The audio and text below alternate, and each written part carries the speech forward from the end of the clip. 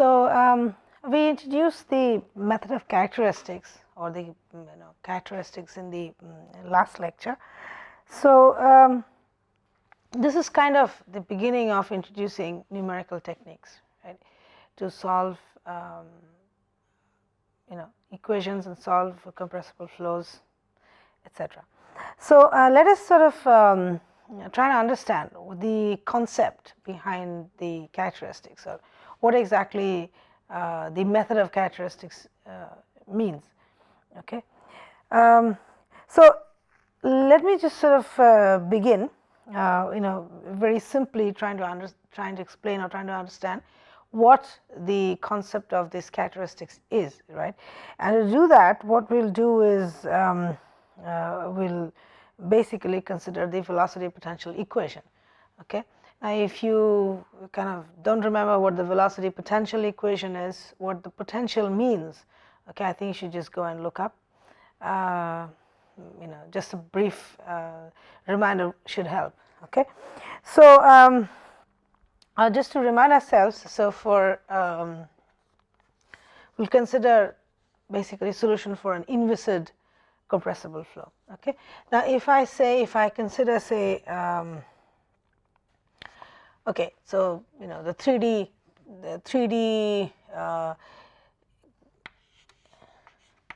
arotational flow. Okay, so in 3D case, velocity potential basically, so if the potential is phi,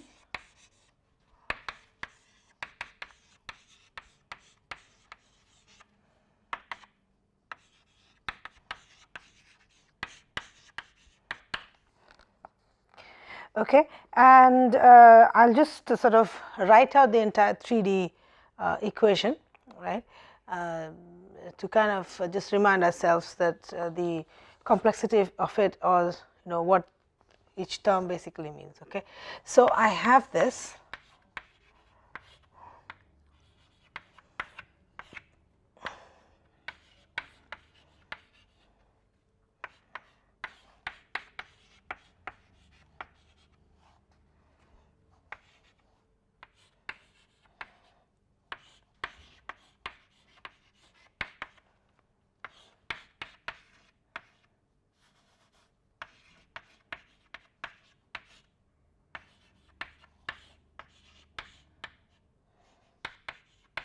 Right, so this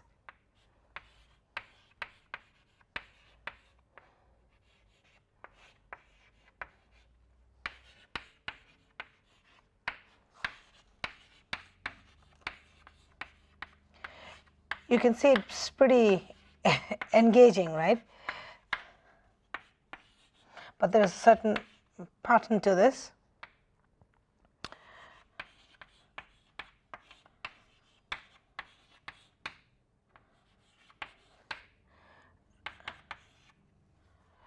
Okay, so this is essentially my entire 3D equation.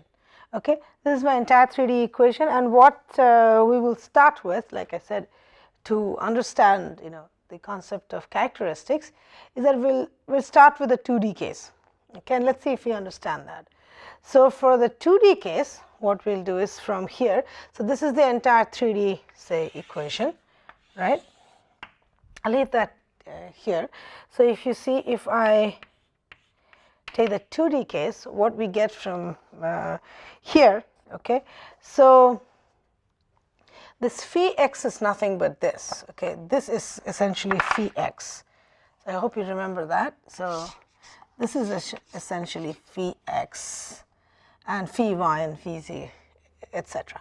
Okay, so therefore, if I write it in, so phi x is here, so phi x is nothing but u. Okay, in here, so essentially this is nothing but u square. Okay, this is nothing but u square, and this is nothing but v square. Okay, and in here, so uv. Okay,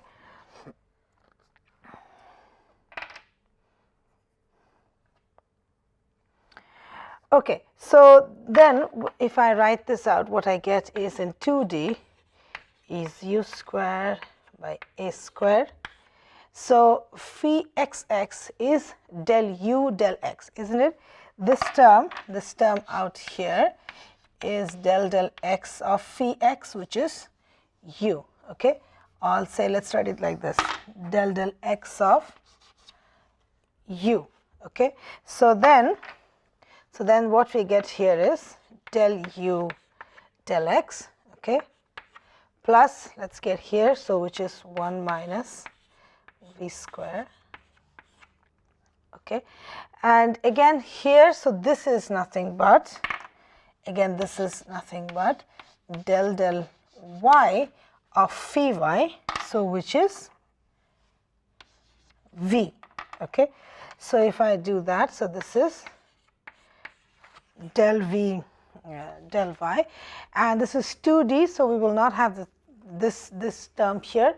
So we will come back and have this term. So phi x and phi y are u and v respectively. So it is minus 2 uv by a square, and this is basically, if you look at this, it is del y of phi x, right.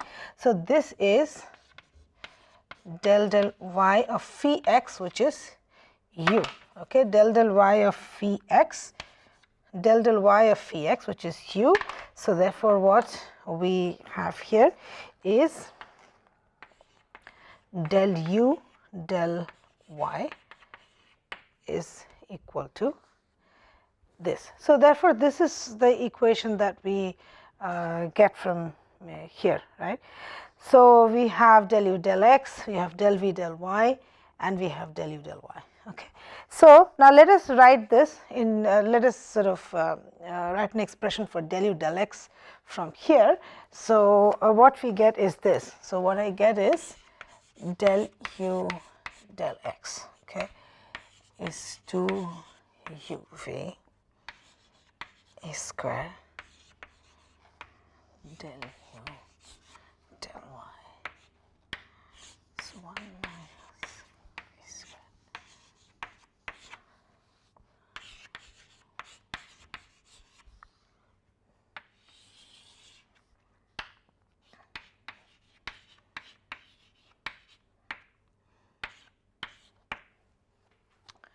Okay, so we have an expression for this. So let's just sort of take a step back and look what we did. Okay, so what we're trying to do over here, okay, is that we want to numerically solve, okay, the equations which govern our compressible flows. So now this is a velocity. We've taken this equation, which is the 3D velocity potential equation. So this is the size or nature of this equation. Okay, if you look at this now, if you so basically we are dealing with, in this particular case, inviscid compressible flow, right. So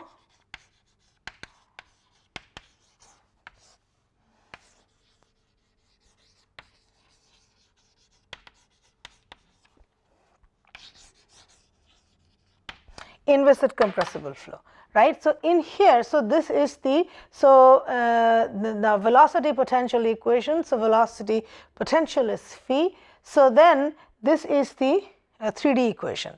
So we said we'll sort of start with a 2D equation and then see how we will be able to solve this. Okay.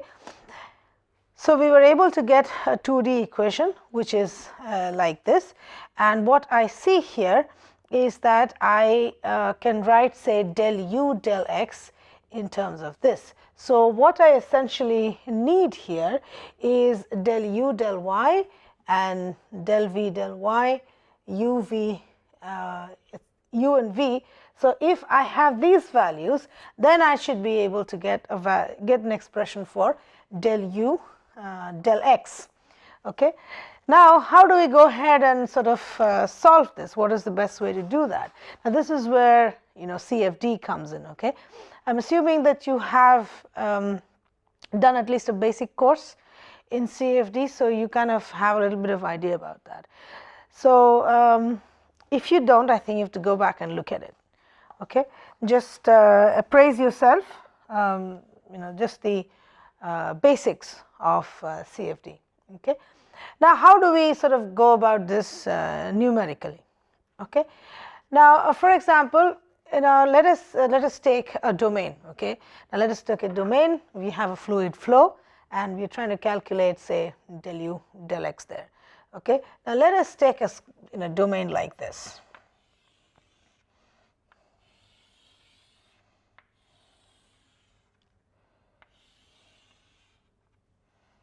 Okay.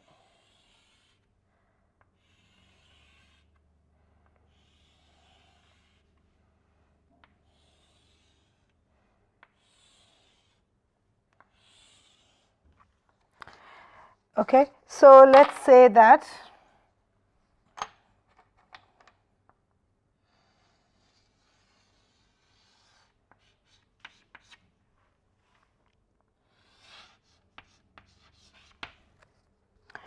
okay, and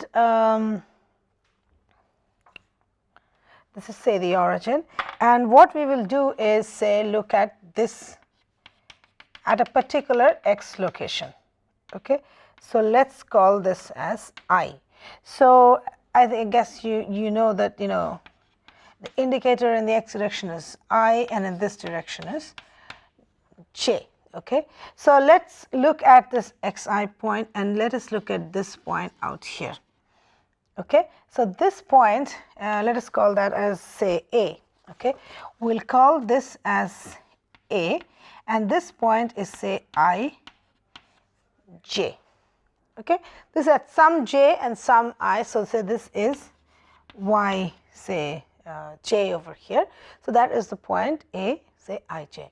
Then we will look at, say, these 2 points.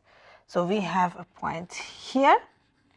Okay. So, what this is, say, we will call this as, say, okay. So, let us say we will come here. Okay. We will call this as B, and this is at the same I, but j minus 1. If you look at this, so you have the same I, it is in the same x, but it is at the lower j, which is a lower j. This is y j minus 1, right? This is y j minus 1. So, similarly, so this will be, say, C, and this is I, and is 1 j up, j plus 1. So, say this is basically y j plus 1. Okay. Now, we have these, say we have a domain, we discretize that in a certain way. So, this is essentially, say, delta x, and this is essentially delta y. Okay. So, say we have these 3 points over here. So, now if I, say, need to calculate, for example, okay, now say we need to calculate this.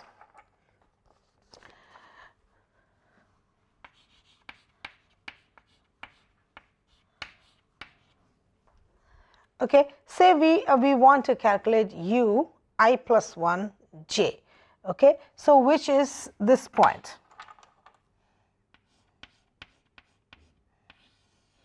Okay, so this point is, say, I plus 1 j. Okay, so we've got, like, at 1 we've advanced 1 x or 1 delta x in the x direction. Okay, so if I had to, say, calculate that, then let us write this out in, say, the Taylor series. Okay. Okay. If I were to write this, what I will write this as is u I j. This is, I'm writing this in Taylor series. Okay, u I j plus del u del x at I j into delta x, okay, plus the, okay, yeah, so half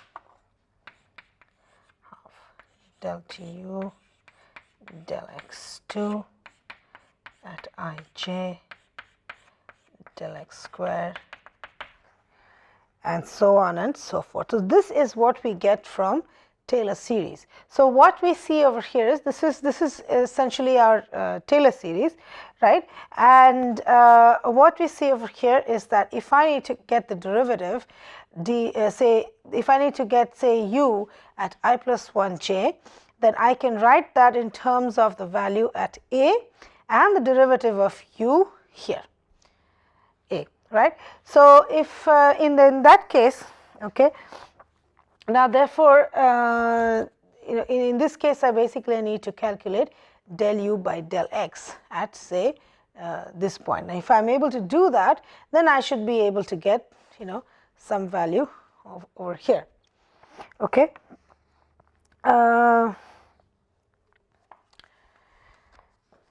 In here. Now, let us do something over here, which I guess you have done in your, like I said, in your CFD classes, in the beginning of CFD classes. Now, if I will ignore the higher order terms over here, okay. If I ignore the higher order terms here, okay, then basically what I will get is my finite difference equations here, okay. So based on that, so what I can do is I can calculate essentially del u del x from here and del u del y, okay, as well as del v del y at this particular point A, right. Now, there are various like forward difference or backward difference or central difference and so on and so forth. So, you can use those things from those expressions, okay, for and calculate the derivatives at basically this point. So, once you do that, therefore, I can calculate this, I can get an expression for here. So, then once I get these values, so if it is known, then I should be able to calculate del u del x at this particular point. So, this is your basic sort of CFD. Okay.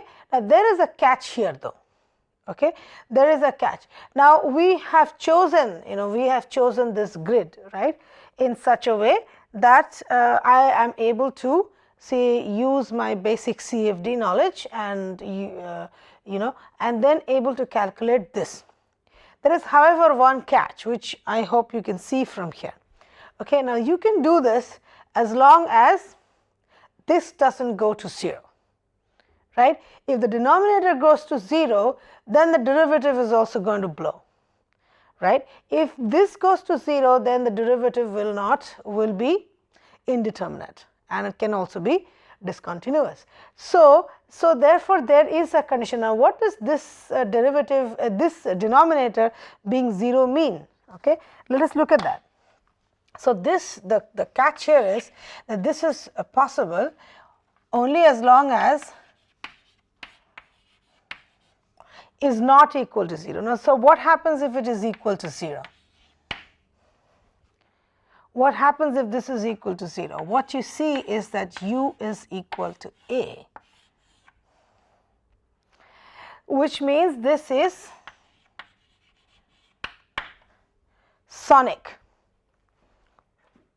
Okay. So, now if there is such a case, okay, if there is such a case, so let us use this say grid itself, okay, and let us take this grid itself and look at this. Now, say this condition happens, you get to a condition when this is 0, okay. So, that means that, so in here in this grid, okay, so say we have a velocity component. Okay. So, say we have a velocity, this is the velocity of the fluid, okay. This is the velocity of the fluid. Okay. Now, it so happens that here the x component or u, right, the u here is sonic, which means that this component out here,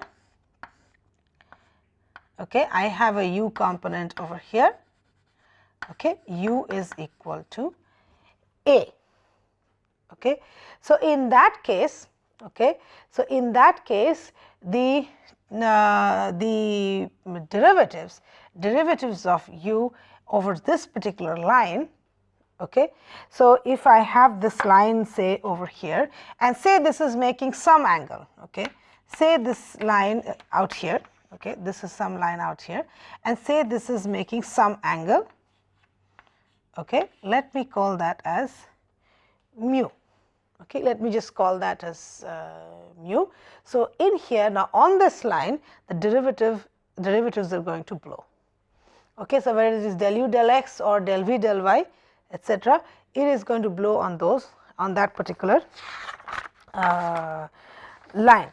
Okay. So, now therefore, in this case now if you sort of recall, this. So, you have basically a line, okay, you have a line here, right, which makes a certain angle, say in this case which is mu, right, with the flow direction, right, across which the derivatives of the flow are maybe discontinuous and indeterminate. Okay. And the u component is here, the u component is sonic. Okay. So, if you remember this, that we have done, we kind of did this, you know, a couple of lectures back, that such a line is nothing but a Mach line, right. Such a line is nothing but a Mach line, and so therefore, now in this case, so this line is also called a characteristic line. So, this is sort of introducing the method of characteristics. Okay. So, this is essentially a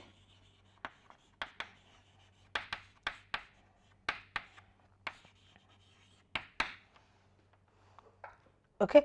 Now, as you can see here, now this orientation, this x or y, now this does not matter. This does not matter, because the thing is, this is the Mach line here. Mach line orientation is basically orientation is with respect to the flow direction, right. So, it makes a certain angle with a mu in such a way that this u out here, okay, the u component is sonic, okay, and therefore, the derivatives across this line, because this u is making a. Now, this is important here. Okay. Now, we have this sonic condition only when this happens, only when we have this condition. So, only when we have such a condition when u is equal to a, okay, and so we have a corresponding line here which is making mu.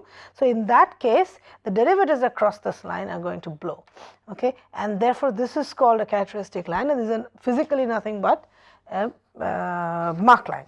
Okay. So, yes, and I think if you remember, of course, that right. So, this is something that we did earlier on. Okay. So, having said that, so let us sort of go back and try and see how how we can use this concept. Okay. Okay. So, like we had say this equation here. So, again for the 2D case, right. So, let me sort of write this again. Okay. Okay. So, we had this 2D case. So, we had this equation out here. Okay. So, okay, should I write this again? Okay. So, let me sort of okay. So, we have the 2D equation, and we have phi x, right. This is also a function of x and y, right. Phi x is a function of x and y, as well as phi y is a function of x and y, right. So, therefore, I can write say d phi x, okay. D phi x is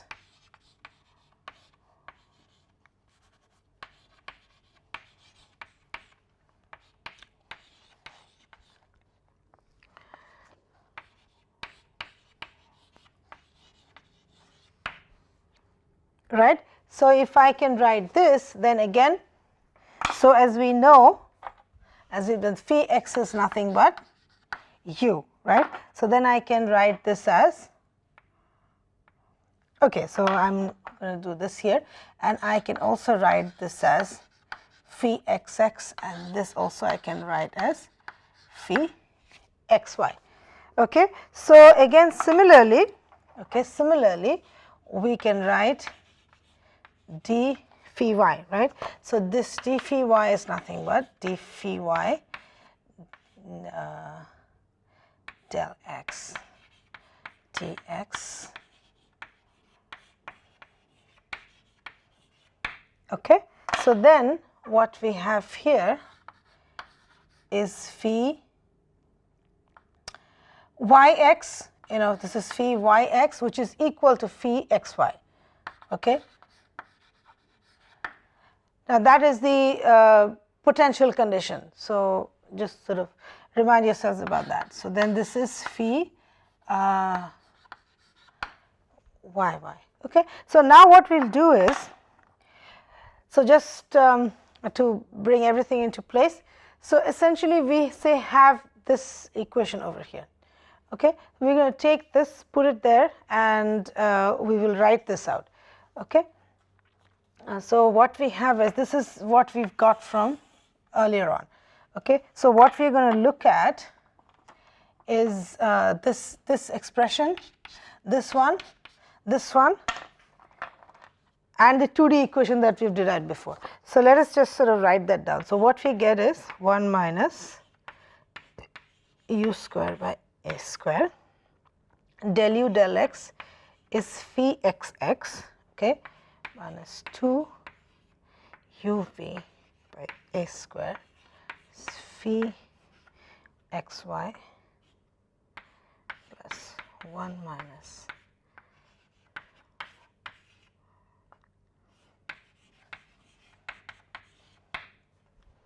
okay. We get this. Now, let us look at this equation here.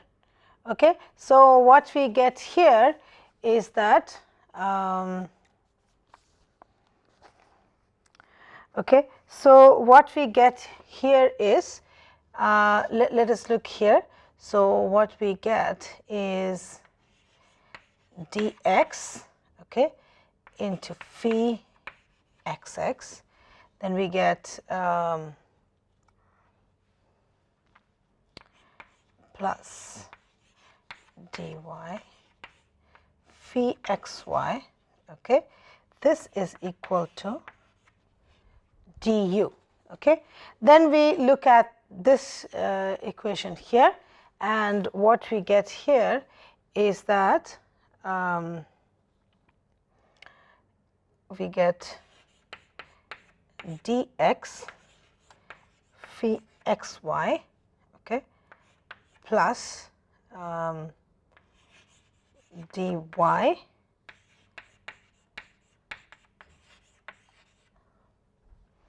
right.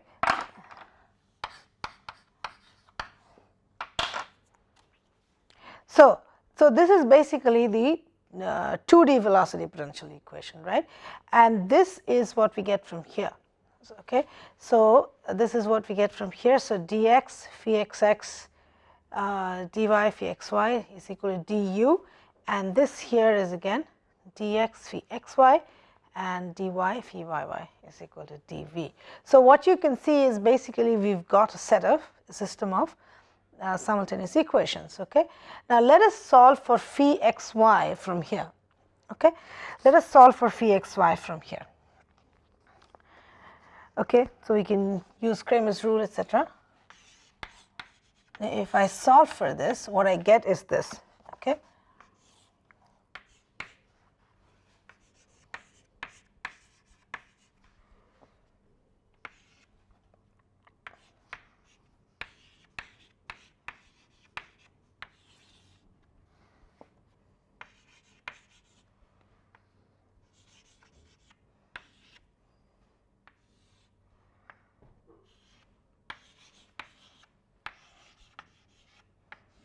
Okay, that, and then we do this, and what we get here is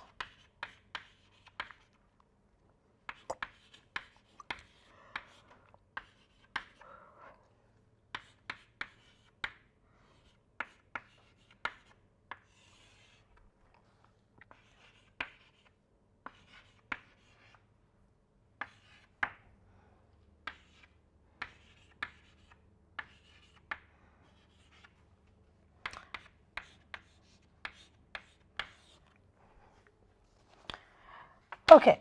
So now this is what we get. Okay. Now, so all we did here, we took the 2D velocity potential equation, combined that with this, and what we are able to get here is this. Okay.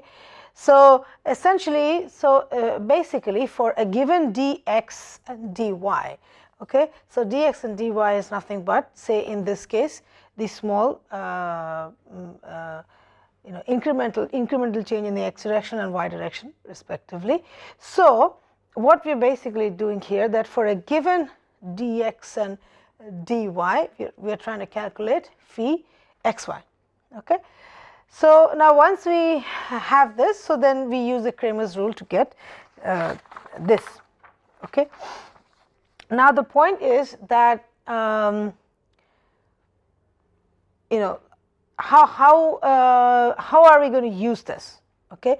Now this thing, like we just did just now, okay, now phi xy, okay, phi xy, now this will not blow as long as the denominator is finite. Okay. However, if the denominator goes to 0, right, now if we choose dx and dy in such a way that this denominator goes to 0, then of course we are not going to have a determinate value.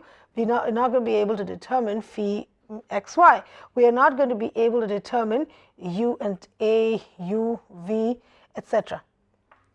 Right? If we choose dx and dy in such a way, okay, so that the denominator goes to 0. Okay. So therefore, here what we have seen is that if we have chosen it in such a way that this particular case, right, we have chosen a grid in such a way that in this particular case, okay, the u component becomes sonic, right. Then we have a line which makes mu with it, right, such that u is making u becomes sonic. In that case, the derivatives blow on this particular line, right. So now in here, d cannot be 0, it is physically inconsistent, right. We cannot have a d which is equal to 0. So for this to exist, d has to be finite. Okay. So therefore, now if d however is 0, what we get essentially is the direction of the characteristic lines. Okay. Because if d is 0 out here, then my derivatives are going to blow. So which is the same as what we had discussed out here, right. So if here it becomes a sonic line, then we get these characteristic lines. So let us now look what d is equal to 0 means. Okay.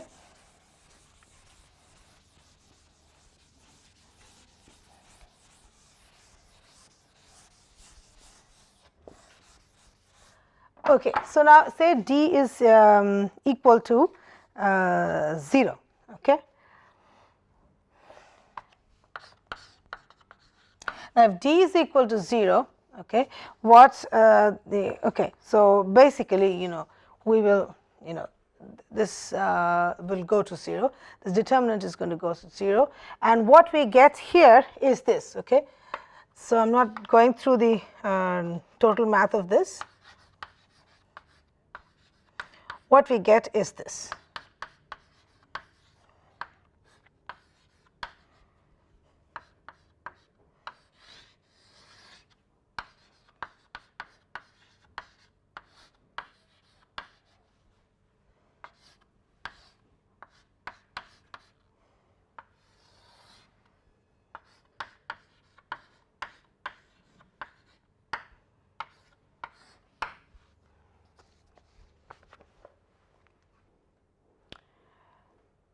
Okay. So, if d is 0, then what we get is this, right. So, what we are trying to say over here is that if the determinant here, okay, if this goes to 0, then so for a particular chosen dx and dy, right, if my denominator goes to 0, then my derivatives blow, okay, across. So, this happens. So, this is basically this will happen across. So, for a particular value of dx and dy, so those lines are going to be characteristic lines, okay. So, on the characteristic line, so therefore, dy by dx. So, what this is essentially giving us is what this is giving us is basically the orientation, okay, or how we are going to locate these characteristic lines. Okay, so this is what it is giving us. Now, let us see what else information this is giving us. Okay, if you just take a step back and look at this. So, this essentially is nothing but this is, say, total velocity, isn't it? This is, say, v squared. So, what this essentially is equal to, so I can say this is actually equal to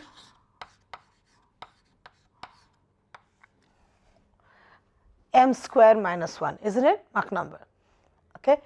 Now, if we look at this, so mathematically when you look at this, okay, so if you look at this now just mathematically, so what we have here, okay, is minus uv, okay, let's no need to write this. So, since we have this, okay, now let us look at this conditions here. What we have is that m is greater than 1. Now, these are the case studies, let us do this. Okay. So, in this particular case, if m is greater than 1, now let us just look at the math of it. If I have m greater than 1, right, what happens? I get 2 real roots, right, I get 2 real roots. Real roots in this case means that I will get dy by dx. Well, what this is essentially giving us is the slope of those characteristic lines. So, I will have 2 characteristic lines. Okay. So, here which means 2 real roots, which means 2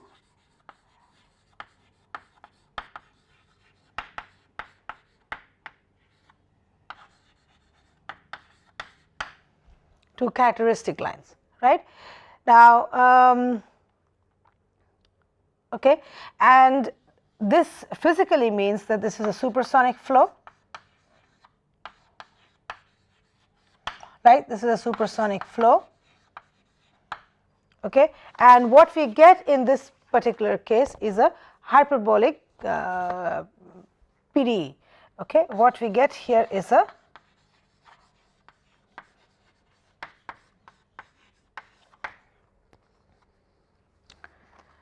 okay, what we get here is a hyperbolic PDE. So, mathematically what we get is these 2 real roots, okay, which means this is a hyperbolic PDE. Now, physically what this means is that this corresponds to a supersonic flow, okay, and we are basically looking at 2 characteristic lines here. Okay. Now, let us look at the second case. If, say, m is equal to 1. If we have equal to 1, so we have just 1 real root out here, right. So, if we have is equal to 1, so it is basically it's a so we have essentially 1 real root, okay, mathematically, which means 1 characteristic line. 1 characteristic line, and this is basically a sonic flow. Okay. This is essentially a sonic case, and this corresponds also to mathematically to an elliptic PDE. Okay. Now, if we have the third case,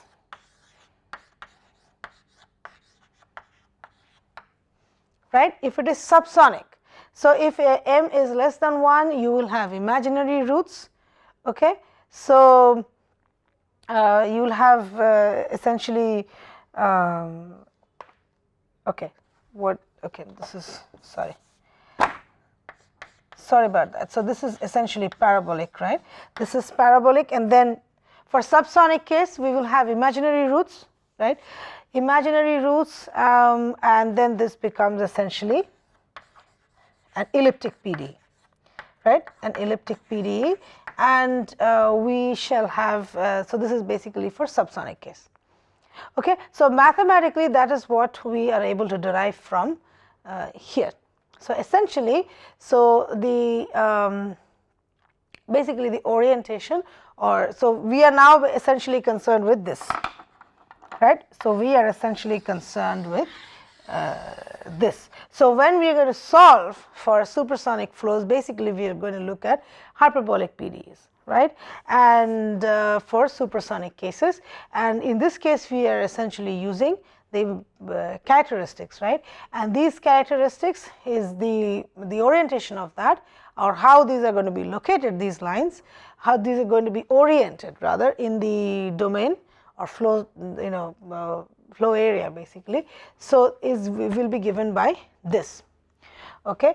Now in here, in order to calculate the compatibility equations, okay, which is the, now that we have the pattern, now that we have how the characteristics are going to be located, okay, oriented in the flow field, then how do we now, all we have here is the velocity, definition with respect to the domain. For a given dy by dx, how are the u and v located, etc. Now, what about the properties? How are the properties going to you know, vary along those characteristics or in the flow field? How are we going to collect to that?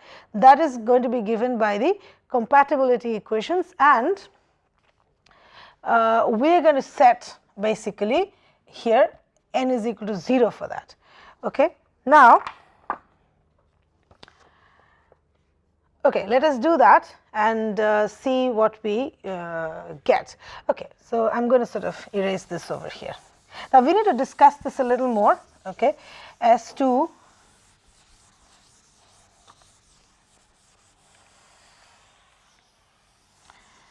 we have set essentially n is equal to 0. So, now in this particular case, so let us first find out the compatibility equations, then we will discuss this a little further, right. Okay. So, let us just put n is equal to 0. Okay. If I do that, then what I get is this. So, what I get is this actually.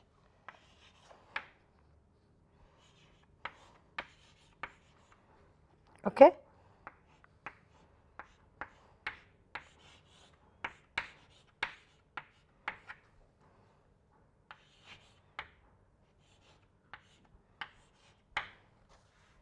Okay. So, now this basically now let's sort of look at this here. So, since I have written that, let us just look at the physical picture of this. Okay. So, if I were to look at the physical, we could sort of go back, it's become a little congested there. Okay. So, say at a particular point, so we have this x and y, right. So, we have this certain domain. So, say at this point, right, A.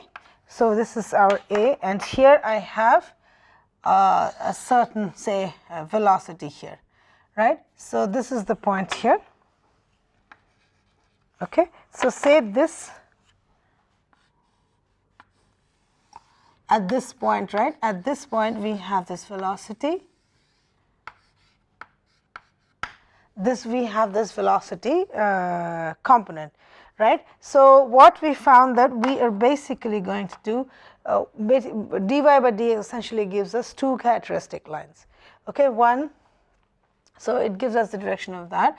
So, one we have say like that. So, say this, we are going to call this as a right running characteristic, and let us say look at another one, okay, and say we are going to look at, okay, so this is C minus, right, and as we said, these characteristic lines are essentially Mach lines, right. So, therefore, so if you say look at this, so this is making say positive u and this is making, say, this is also making q. Okay, the arrows indicate the directions of it, so I didn't write minus u. So this is essentially the orientation of this. Okay, now if let us look at this plot here, and let us look at this. Okay, let us look at this. So now this is, say, theta. Okay, this is the velocity vector there. So say it's making a theta with the horizontal. So this is my, okay, now this is kind of looking like, this is mu. Okay, let's pull that tail down a little bit. Okay, so this tail comes out here. So what I have over here though, say this is dv and this is du. Right, dv du, or u or v. So let's just say, since I have a v over here, so we can just say as u and v. Okay, so essentially what I have over here is a v and we have a u. Okay, and this is velocity vector is making an angle theta with the horizontal. If I do that, then what I can write over here, if I look at this picture over here, is that u is equal to v cos theta and v is equal to v sin theta, right? And as we have, of course, this is something that we can see from here as well. Okay, so if I do that, then coming from this particular expression over here, if I look at this, right, and if I can write this as v cos theta and v sin theta, okay, and in here of course we have the sin mu is 1 by m. If I do that, so from this dy by dx can be written dy by dx, right? This I can write actually, okay. So therefore dy by dx, okay, this can be written as tan of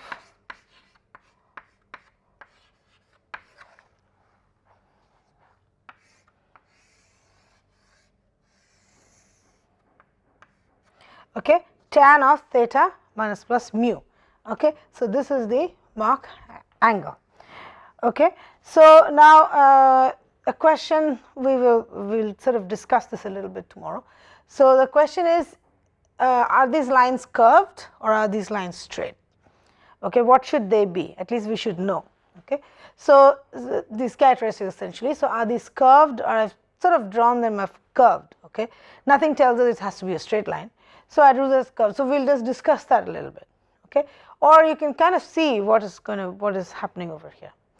Okay, so this is the essentially that, and so here now if you see dv by d mu, dv by du, if you see from here, if you look at this, okay, here in this case, so what do you with respect to the diagram that we've done here, we can write this also as d theta. Okay, so what essentially is that if I take, say, this is dv, right?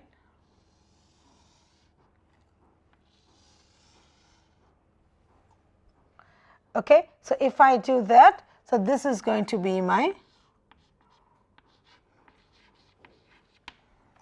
so if I take just a small element out there, okay, so therefore this d theta, okay, this is also, so this is equal to minus plus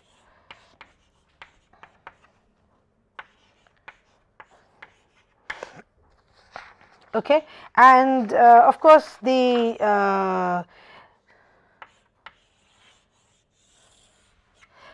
negative sign, okay, the negative here corresponds to the C minus characteristic, the left running wave, and plus corresponds to C plus corresponding wave. So what you see over here, do you even recognize this equation at all? Now this is, if if you remember this is exactly the same as the Prandtl-Meyer equation, right? This is something that we derived for the Prandtl-Meyer expansion wave. This is exactly equal to that. Okay, so this is exactly similar to that. So therefore, what I can we can write this as, if I now integrate this. Okay, so therefore the Prandtl-Meyer compatibility equations. So in this case, the algebraic compatibility equations, we can write them as like we have done before, I guess. Okay, so I'm just looking for a little bit of space here. So let me say, if I do that.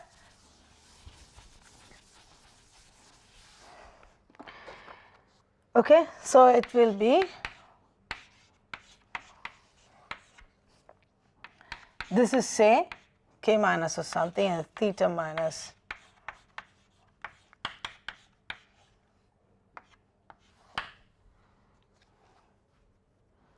oh sorry, yeah, okay, that's correct. So we have a minus plus, so this is on the C minus characteristic. So essentially this corresponds to the left running wave, and this corresponds to this. So therefore these are the compatibility equations for this particular case, for a left running wave and a right running wave, and this is similar to the Raman invariance which we did in the previous lecture. Okay, this is we did J plus and J minus, so this is analogous to that.